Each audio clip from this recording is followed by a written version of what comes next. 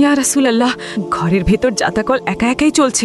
দরজা ভেতর থেকে বন্ধ, কিন্তু বাচ্চার দোলনা নিজে নিজেই দুলছে। আপনার মেয়ে তো ঘুমোচ্ছে, এসব কিভাবে হচ্ছে? ভাবুন তো, যদি একটি বন্ধ ঘরে পাথরের ভারী জাতাকল নিজে নিজেই চলতে শুরু করে, সেখানে তা চালানোর মতো কোনো মানুষ উপস্থিত নেই, আর পাশেই রাখা বাচ্চাদের দোলনা একা একাই দুলতে থাকে, এটা কি মানুষের কোনো কাজ হতে পারে? কখনোই না। এটি ছিল মহান আল্লাহর কুদরতের এক বিশাল মোজেজা বা অলৌকিক ঘটনা। বিশ্বাস করুন, ইসলামের ইতিহাসের এই মোজেজার কথা শুনলে আপনার চোখও ভিজে উঠবে এবং হৃদয় থেকে আপনিই উচ্চারিত হবে সুবহানাল্লাহ। ঘটনাটি এক পবিত্র রমজান মাসের দুপুরবেলা, আর তখন তীব্র গরমে যেন চারদিক থেকে আগুন ঝরছিল। এমন সময় এক নেকার মহিলা হযরত ফাতিমা জাহরা রাদিয়াল্লাহু আনহার ঘরের সামনে এলেন। দরজা বন্ধ ছিল, কিন্তু ভেতর থেকে আটা পেশার জাতাকল চলার শব্দ আসছিল। মহিলাটি অবাক হলেন। তিনি ভেন্টিলেটর দিয়ে ভেতরে উঁকি দিলেন, আর সেখানে তিনি যে দৃশ্য দেখলেন তা ছিল রীতিমতো অবাক করার মতো। তিনি দেখলেন সাইয়েদানা ফাতিমা জাহরা রাদিয়াল্লাহু আনহা জাতাকলের কাছে মাটিতে গভীর ঘুমে আচ্ছন্ন, অথচ সেই ভারী জাতাকলটি নিজে নিজেই ঘুরছে। শুধু তাই নয়, পাশেই রাখা হযরত